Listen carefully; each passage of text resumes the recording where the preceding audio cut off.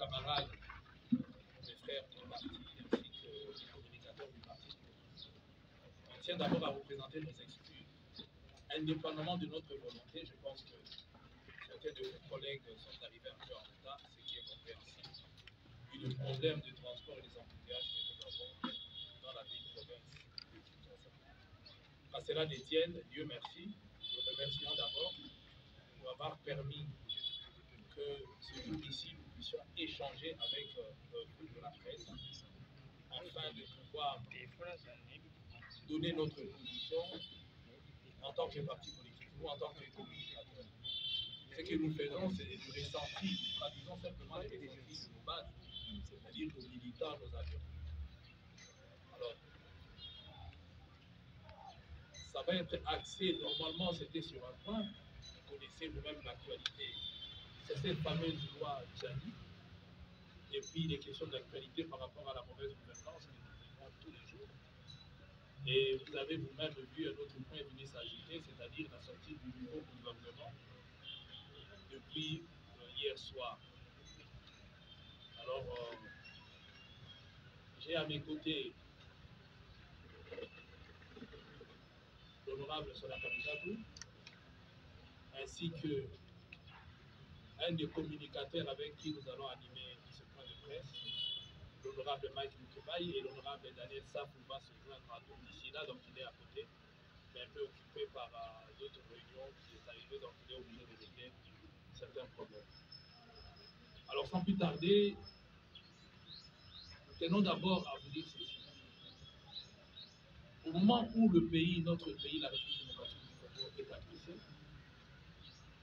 au moment où nous sommes en train de rechercher la paix, l'unité, l'intégrité territoriale, puisqu'il y a une partie de la République démocratique du Congo qui est occupée, au moment où en Ituri, la paix est à rechercher, où il y a cette guerre communautaire qui existe, sans compter à Kwamout, sans compter au Kasaï aussi.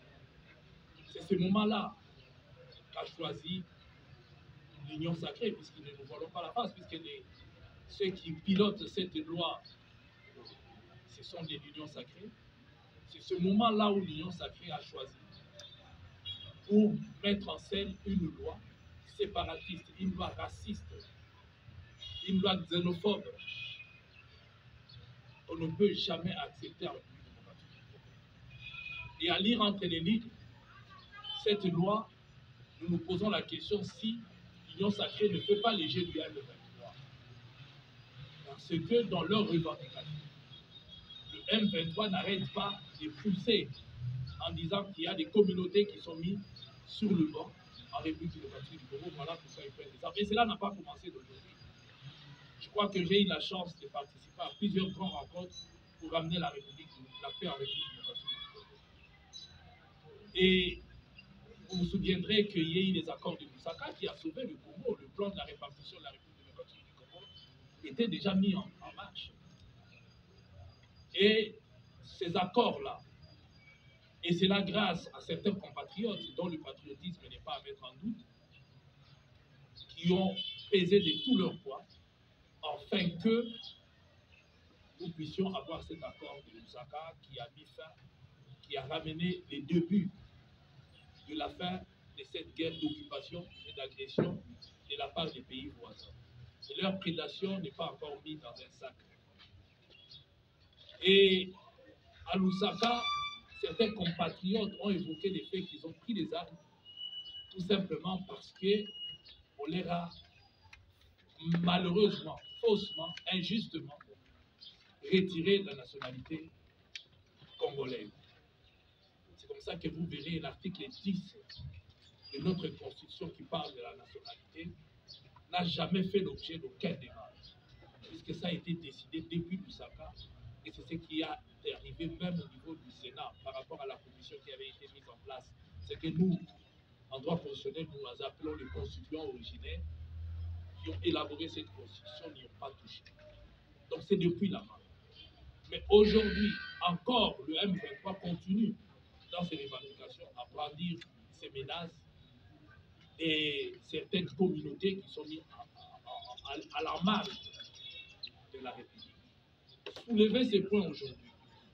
Pendant cette période, je pense que vous et moi, vous conclurez à ce qu'on a l'impression que l'Union sacrée joue avec le feu.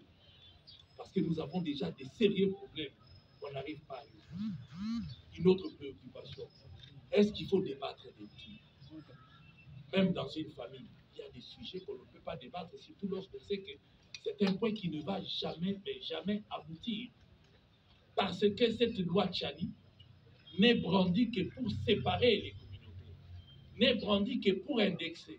Et dans leur communication, l'UDPS l'utilise tout simplement pour mettre à l'écart nos frères qui ont la peau claire. Et ils le disent par leurs communicateurs sans embâche. Ça ne fût que doser sa parole, puisque c'est connu. Il a l'habitude de le faire. Il l'a fait avec les nilotiques. On a fait semblant de l'arrêter. Il a été relâché. Et il le fait aujourd'hui en citant même des noms. Et chose grave, c'est qu'il y a un peu à essayer de voir. Quand vous prenez la liste de métiers qu'il est en train de citer, aucun Kassaïen, alors que nous savons que nous avons des camarades, des compatriotes qui sont du Kasaï, mais qui ont aussi leurs parents et dont ils sont quand même des métiers, on ne les cite pas, qui sont en politique. Et quand on veut citer, c'est Moïse Katouli, c'est Ndoundou, c'est Kengo Adondo. Donc, vous voyez que ce sont des gens des autres provinces.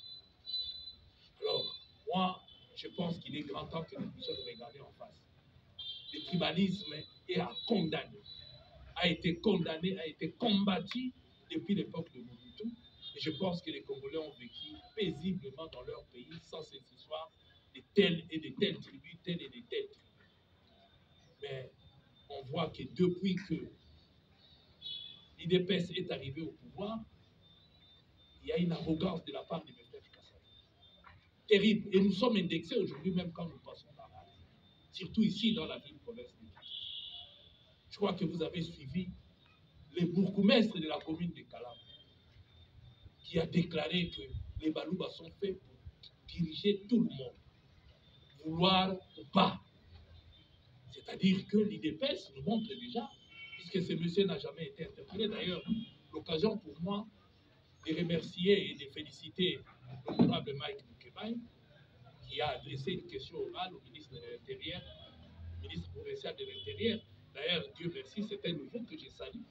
Je pense qu'il sera grave et je vois déjà avec un bon début.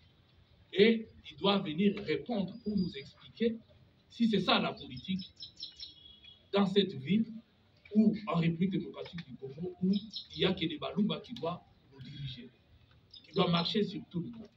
Je suis un Moulouba. Je ne veux pas subir les bêtises de mes frères et sœurs. Ceux qui le font,